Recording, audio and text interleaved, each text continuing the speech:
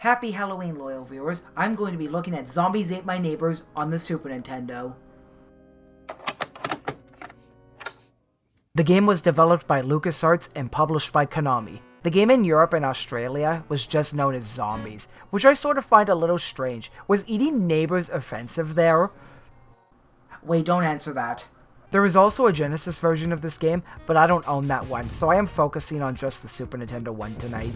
From what I've read, this game was not a success when it first released, but over the years, it has gained some popularity. So much popularity that this was even released on the Wii Virtual Console in 2009, which I think says a lot. There was a sequel called Ghoul Patrol, which I don't think gets as much attention as Zombies Ate My Neighbors. Zombies Ate My Neighbors is either a single-player or a two-player co-op zombie survival rescue mission game. I'm going to be playing the single-player mode since I don't have a second person to play with at the moment. You have a choice of two characters, Zeke and Julie. Zeke kinda looks like if Johnny Bravo was a child and he wore 3D glasses. Seriously, what is with the 3D glasses? Is it like the movie They Live, where the glasses show the zombies when you see through them?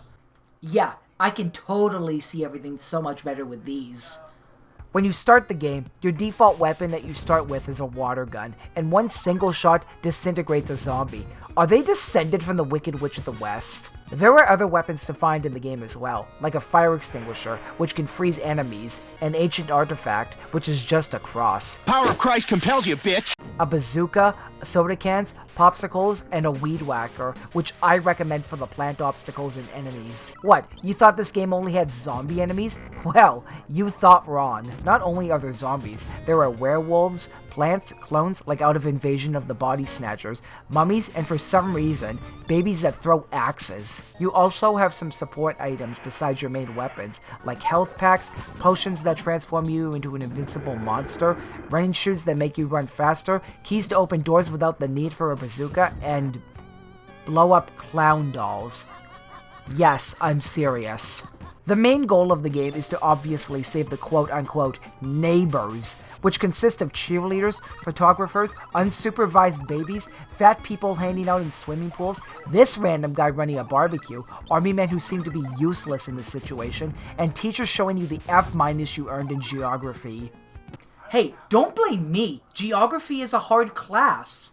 The levels seem to take place in random locations, such as the default backyard neighborhood setting, shopping malls, Egyptian mummy tombs, medieval castles, and factories. I guess it sort of makes sense, considering every time you rescue all the neighbors, doors will magically appear, and I assume they are to take you to random locations in the world. What? Magic doors don't exist, you say? You should tell that to my hallway door that seems to teleport me to this weird school-looking place.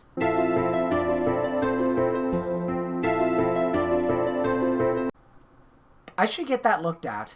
As the game progresses level by level, the difficulty starts to become a bit unfair and the enemies have no mercy on you. You will be begging for health packs and items as you get forward throughout the game. If it wasn't for the password system, I would not have gotten as far as level 20, which is where I eventually gave up recording the footage. Since I am at this point, let's talk about the bosses. So far, the main bosses for every few levels are a giant baby, an alien UFO, and these sandworms. The giant baby is really difficult, but it is possible to beat him. You mostly need the Pandora box items, which spawn these glowing balls, which seem to do a bit of damage on him. The UFO, I actually don't know the strategy, considering I used the running shoes and just saved the rest of the neighbors without actually fighting it. Now the sandworms, I could not defeat them no matter what I did. I had to keep using a password to get back to the previous levels before the boss. Since the password is only given out every 4 levels it seems, and every time I had to use the password, the weapons and items do not respawn, meaning you will have less arsenal to work with against the boss. There was supposed to be 50 levels or more in this game, but as I said before, I could not get past the level 20 sandworm boss. So yeah, this is a pretty ridiculous and hard game, but if you have some spare time and a possible buddy to play with, this game is a perfect waste of time. I apologize if I missed out on any information, but I kind of wanted to try and get this video out before Halloween if possible.